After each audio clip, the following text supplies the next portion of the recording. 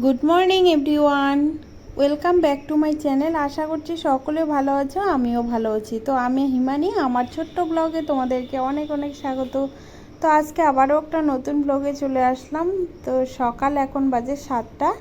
সকাল সকাল উঠেছি, কারণ কি ছেলেরা স্কুলে যায়, তো স্কুলে টিফিন বানাতে হয়, ওদেরকে রেডি করাতে হয়। তো এখন তো বড় ছেলেকে রেডি করাতে হয় না, তো ছোট ছেলেকে রেডি করাতে হয়।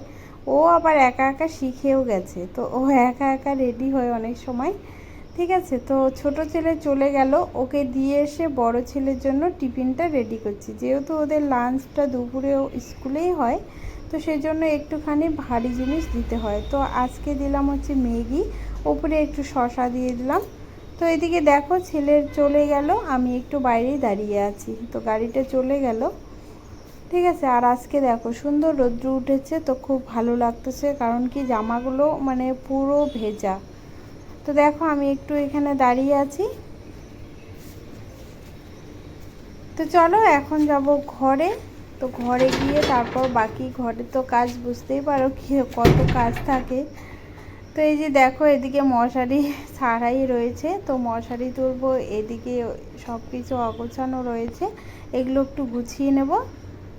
তো এদিকে দেখো আমার গোছানো হয়ে গেছে কমপ্লিট। তো এই বিছানা বইপত্র সব গোছানো হয়ে গেছে, এই বিছানাটাও গোছানো হয়ে গেছে।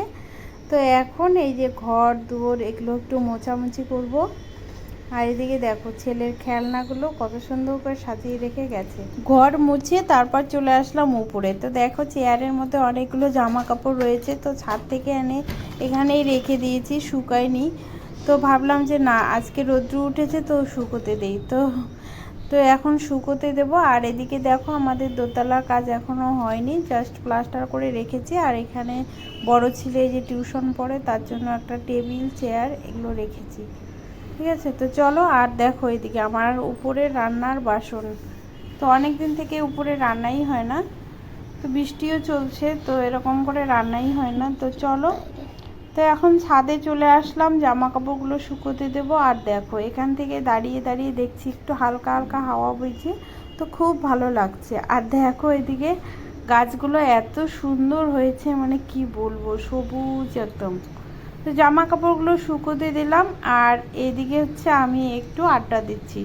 তো বুঝতেই পারো একটু মানে প্রকৃতির সৌন্দর্য গ্রিনটা দেখলে মানে একটু হলেও ভাবতে হয় যে না, একটুখানি বেশি করে এখানে দাঁড়িয়ে থাকি।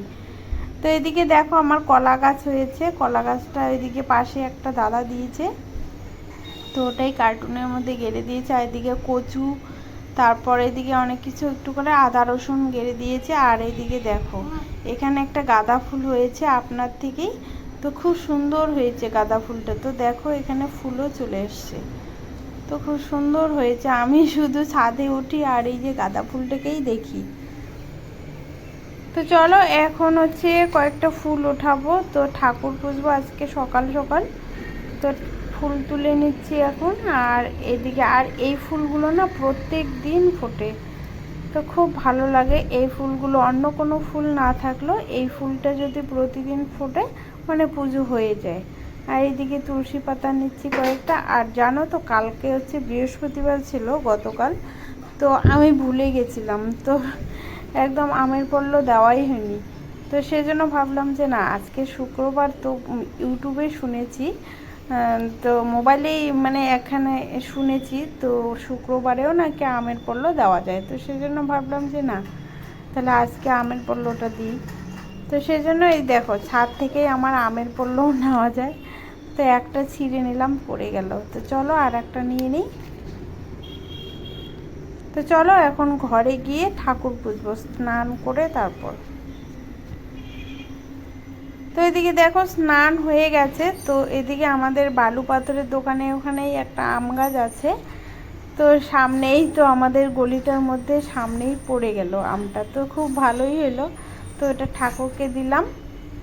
তো চলো এখন ঠাকুর পুজো করব।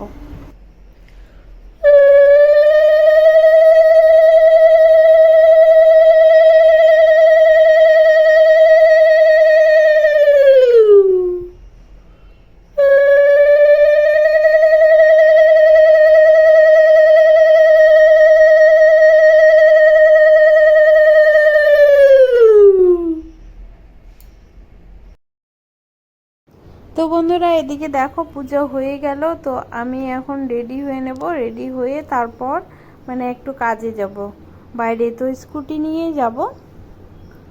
তো দেখো এদিকে আমি রেডি হয়ে গেছি। তো সকালবেলা ছেলেকে ম্যাগি দিয়েছি, তো ওটাই রয়েছে একটু, তো ওটা খেয়ে তারপর যাব।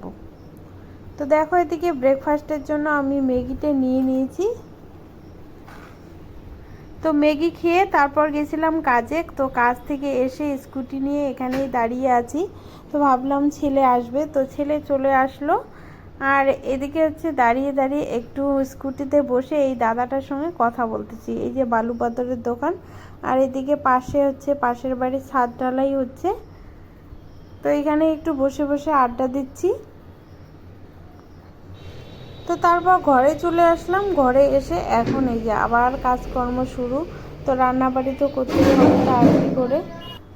তো ওইদিকে আবার একটু বাজারও করে নিয়ে এসেছি। তো এদিকে দেখো একটুখানি চিকেন নিয়ে এসেছি, আর এদিকে পটল, আর এদিকে আদা রসুন।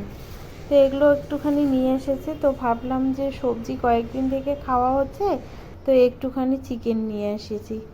তো এদিকে দেখো আমার রান্না প্রায় কমপ্লিট। তো এদিকে পটল ভাজা করলাম, এই যে পটল ভাজা করলাম, তারপর ভাত করলাম, আর এদিকে ডালটাও হয়ে গেছে। তো এখন উঠিয়ে দিয়েছি হচ্ছে চিকেন। তো চিকেনটা আজকে একদমই কষা কষা করব।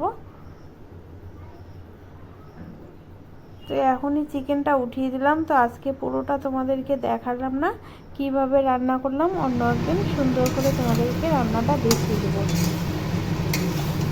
তো এদিকে দেখো চিকেনটা হয়ে গেছে। তো এখন ভাতটা বেড়ে নেবো। তো ছোটো ছেলেকে একটু খিদে পেয়ে গেছে।